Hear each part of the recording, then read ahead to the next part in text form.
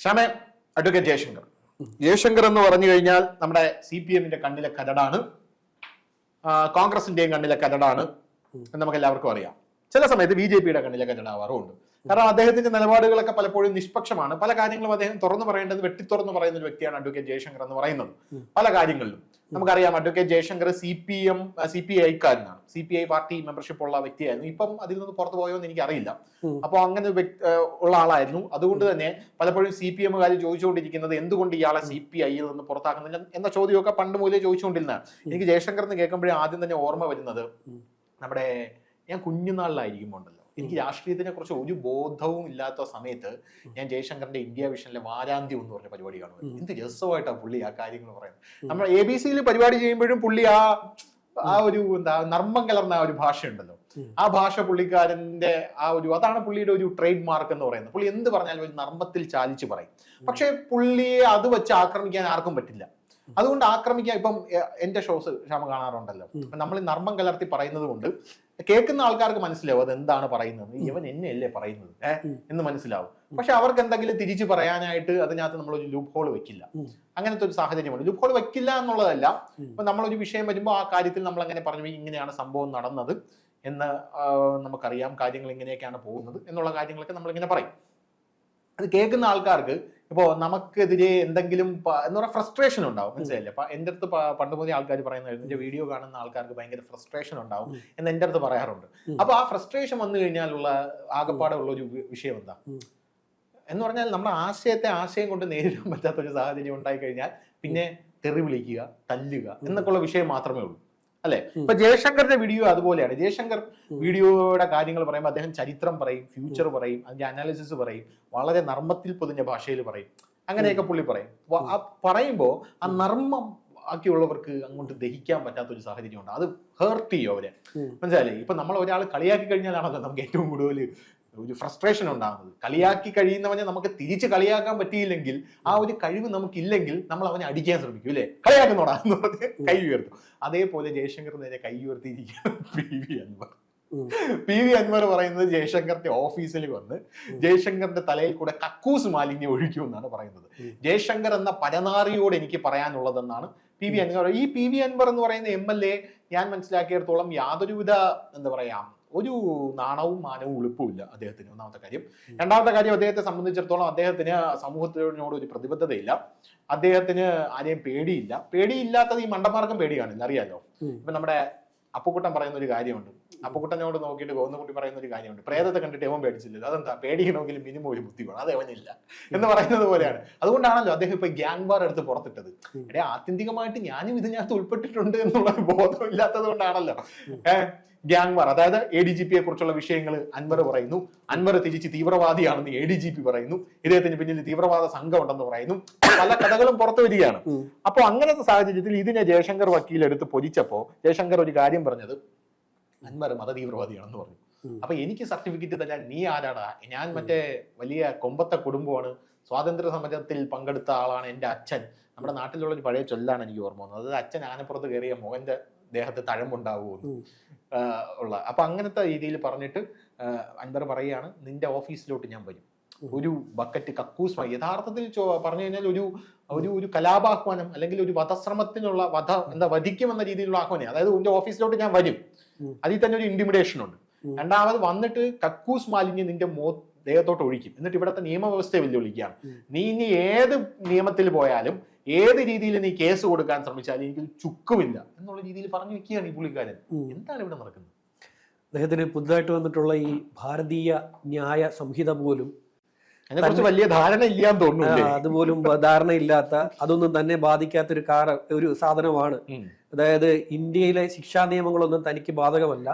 താനൊരു MLA എന്നുള്ള നിലയിൽ ഒരു ലെജിസ്ലേറ്റീവ് അസംബ്ലിയിലെ മെമ്പർ ആണെന്നുള്ള ബോധം പോലും ഇല്ലാതെയാണ് അദ്ദേഹം ഇങ്ങനെയൊക്കെ പ്രതികരിച്ചുകൊണ്ടിരിക്കുന്നതാണ് മനസ്സിലാക്കാൻ.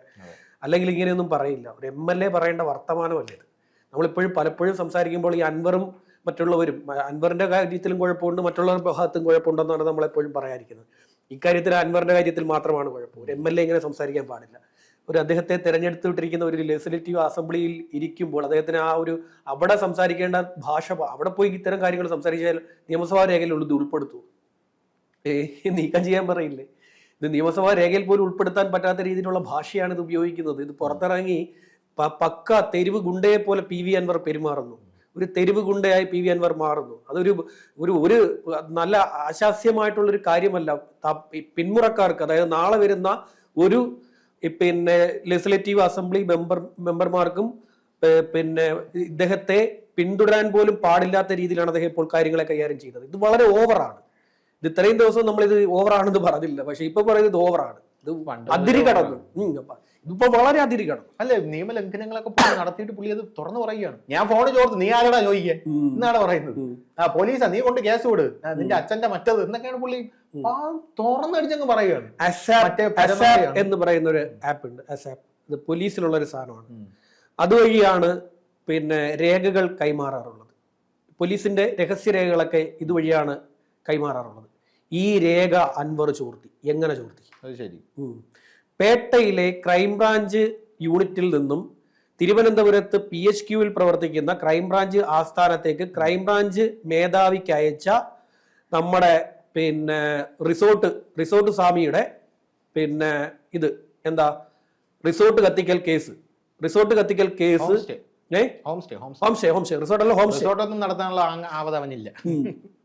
ഹോം സ്റ്റേ കത്തിക്കൽ കേസിന്റെ റിപ്പോർട്ട് ഡിവൈഎസ്പി ഷാജി അയച്ച റിപ്പോർട്ട് എങ്ങനെ ചോർന്നു, എങ്ങനെ അൻവറിന്റെ കയ്യിൽ കിട്ടി? അതൊരു രഹസ്യരേഖയാണ്.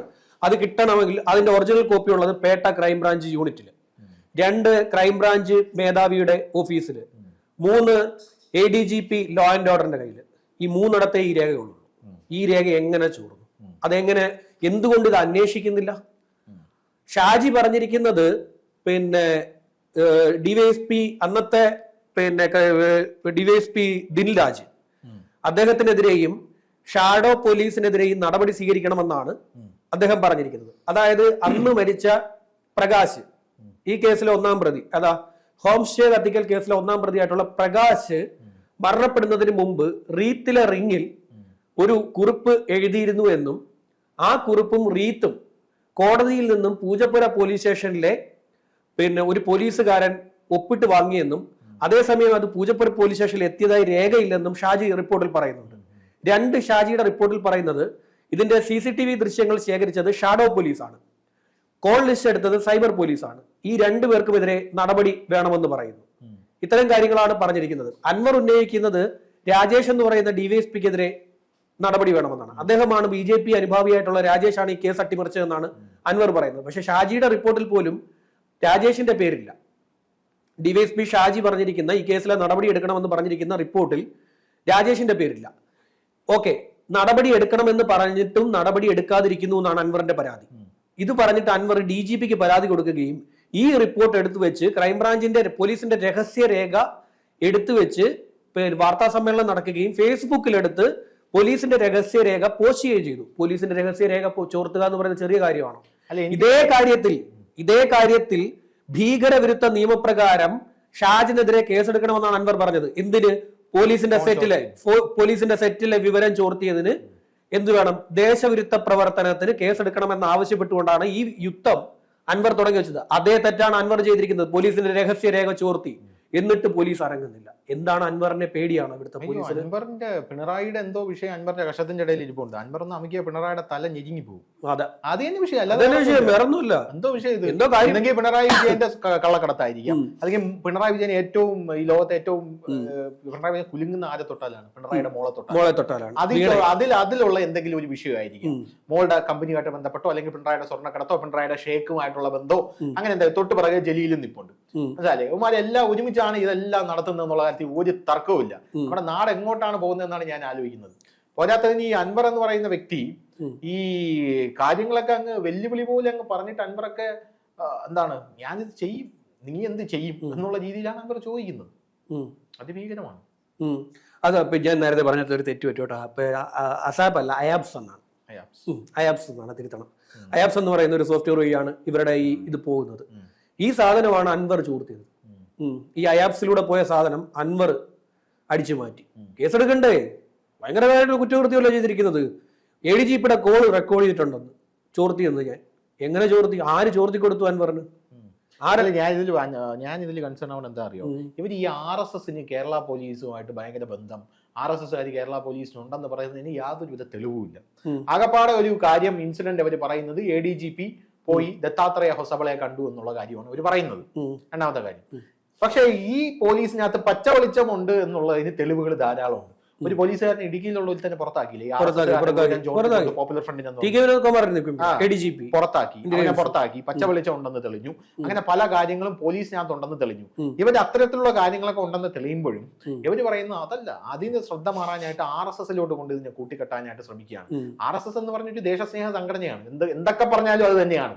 പോപ്പുലർ ഫ്രണ്ട് എന്ന് പറയുന്നത് അവലും മലരും കുന്തിരിക്കയോ മാഞ്ചു വെച്ച് ഇവിടുത്തെ ക്രിസ്ത്യാനിയെ ഹിന്ദുവിനെ കൊന്നൊടുക്കണമെന്ന് കൊച്ചു പിള്ളേരെ കൊണ്ട് പറയിക്കുന്ന ഹമാസിന് തുല്യമായിട്ടുള്ള ഒരു സംഘടനയാണ്. ആ ഹമാസിനെ ഇവിടെ കേരളത്തിൽ കൊണ്ടുവന്ന് ഈ പ്രസംഗിപ്പിക്കാമെങ്കിൽ അതൊരു വിഷയമല്ലെങ്കിൽ RSSനെ ADGP കണ്ടതിൽ യാതൊരുവിധ തെറ്റുമില്ല. അതുകൊണ്ട് നാടിന് ഗുണമേ ഉണ്ടാവൂ എന്ന് ഞാൻ പറഞ്ഞിരിക്കുകയാണ്. ഒരു കുഴപ്പമില്ല. ഇനിയിപ്പോ എന്തിനാണ് കണ്ടതെന്ന് പറയാൻ സൗകര്യമില്ല അങ്ങനെ കണ്ടിട്ടുണ്ടെങ്കിൽ. ഇതിനകത്ത് സന്ദീപാനന്ദഗിരി മറ്റേ ഇത് ഹോം സ്റ്റേ, അയ്യോ എനിക്ക് അയാൾ അപ്ഡേറ്റുകളൊന്നും അറിയാൻ വയ്യ. തുളസീദാസ് എന്നെ ബ്ലോക്ക് ചെയ്തു വെച്ചേക്കുക. തുളസീദാസ് ഷിബു VK ഷിബു അല്ല, തുളസി അത് ഇതിനകത്ത് വന്ന് പറഞ്ഞിരിക്കുന്നത്, തുളസീദാസ് അതിനകത്ത് വന്നിട്ട് പറഞ്ഞിരിക്കുന്നത് അദ്ദേഹത്തിന് നന്ദി പറഞ്ഞിരിക്കുന്നു. PV അൻവറിന് തുളസീദാസ് പറഞ്ഞിരിക്കുന്നു. അവിടുത്തെ അടിയന്തര ആത്യന്തികമായ പ്രശ്നം എന്താ, അതിന്റെ അപ്പുറത്തൊരു കുളം ഉണ്ടായിരുന്നു, അവിടെ ഒരു ചെറിയൊരു കുളിക്കടവുണ്ട്. ആ കുളിക്കടവിലേക്ക് CCTV തിരിഞ്ഞിരുന്നു. CCTVയിലെ ദൃശ്യം CCTV കുളിക്കടവിലേക്കാണ് തിരിഞ്ഞിരിക്കുന്നതെന്ന് പറഞ്ഞ അവിടുത്തെ സ്ത്രീകൾ പ്രശ്നം ഉണ്ടാക്കി. ഭർത്താക്കന്മാർ വന്നു, ഇടപെട്ടപ്പോൾ അവിടുത്തെ ഒരു പയ്യൻ, അവനാണ് ഇതിനകത്ത് CCTV അങ്ങോട്ട് തിരിച്ചു വെച്ചതെന്ന് പറഞ്ഞ് പ്രശ്നം ഉണ്ടാക്കി. അവനെ തുളസി മാറ്റിയപ്പോൾ തുളസിക്ക് നേരെ നാട്ടുകാർ തിരിഞ്ഞു. ഇതിന് ശേഷമാണ് അത് കത്തിക്കുന്നത്, ഈ വിഷയമെല്ലാം നടക്കുന്നത്. അതായത് നാട്ടുകാർ മൊത്തം തിരിഞ്ഞപ്പോ പിന്നെ ഒരു സഹാനുഭൂതി തനിക്ക് ലഭിക്കണം എന്ന രീതിയിൽ തുളസി തന്നെ ഇത് ചെയ്തു എന്നുള്ളതാണ് കഥ. അതുകൊണ്ടാണ് അന്നേ ദിവസം കുളിക്കടവിലോട്ട് CCTV തിരിഞ്ഞിരുന്ന CCTV പോലീസ് ചോദിച്ചപ്പോൾ CCTV ഇടിവെട്ടിപ്പോയെന്ന് പറഞ്ഞു. ഇതിന് ഈ റീത്തിൽ എഴുതി വെച്ചിരിക്കുന്ന സാധനം എന്താണ്? പ്രകാശ് എഴുതി വെച്ച റീത്തിൽ എഴുതിയ സാധനം എന്താണ് എഴുതിയത്? അത് ഇവർക്ക് ഇത്രയും വലിയ സാധനം ആര് മുക്കിയത്? അയാളുടെ കൈയക്ഷരം പരിശോധിക്കപ്പെട്ടിട്ടില്ല.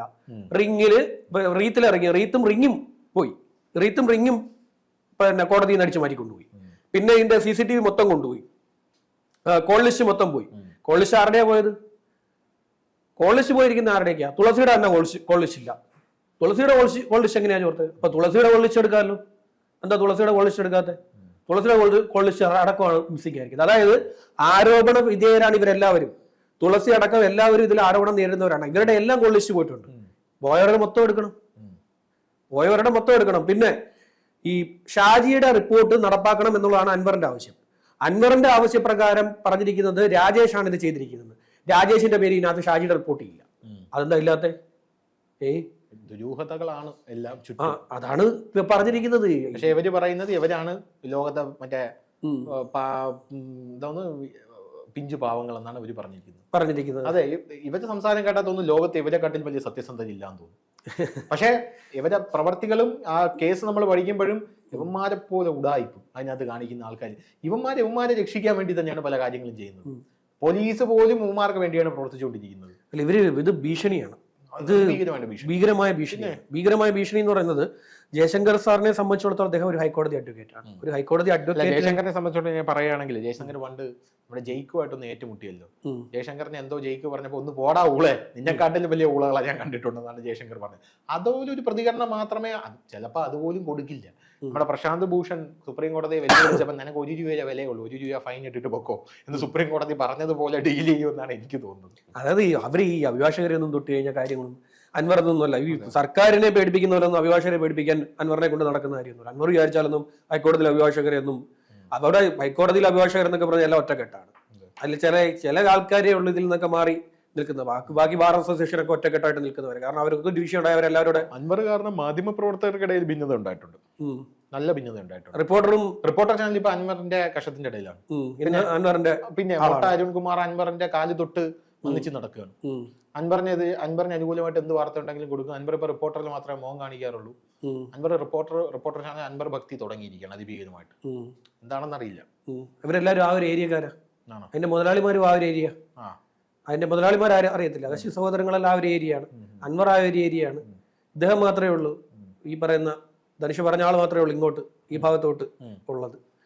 ഏതായാലും ഈ പറയുന്ന കാര്യങ്ങളിൽ ഇത് ഒരു കാരണവശാലും ഇത് ഇനി അനുവദിച്ച് പൊക്കൂടാ. ഇങ്ങനെയുള്ള ഭീഷണികളൊക്കെ അനുവദിച്ച് പോകാന്ന് വെച്ച് കഴിഞ്ഞാൽ ഇവിടെ ഇവർക്കാർക്കും ജീവിക്കാൻ, മുഖ്യമന്ത്രിക്ക് പോലും പേടിച്ച് ജീവിക്കേണ്ട ഒരു അവസ്ഥയാണെങ്കിൽ പിന്നെ നമ്മുടെയൊക്കെ അവസ്ഥ എന്തായിരിക്കും? അതെ അതെ, നമ്മുടെയൊക്കെ ഗുണ്ടകളെ കൊണ്ട് തിരുവനന്തപുരത്ത് പൊറുതിമുട്ടിയിരിക്കുക. അപ്പൊ ഒരു ഗുണ്ട MLA അപ്പോഴാണ് ഒരു ഗുണ്ട. ഇനിയിപ്പൊ ഇങ്ങോട്ട് ഗുണ്ടകളെ എടുക്കുന്നില്ല, നമുക്ക് മതിയായി. നമുക്ക് ഒന്നാമത് സമാധാനമില്ല. റോഡിൽ കൂടെ നടന്നു പോകുന്നവന്മാരെ വരെ വെറുതെ ഫോണിൽ സംസാരിച്ചുകൊണ്ട് പോകുന്നവന്മാരെ വരെ ചുമ്മാ വെറുതെ പിടിച്ചിട്ടിരിക്കും.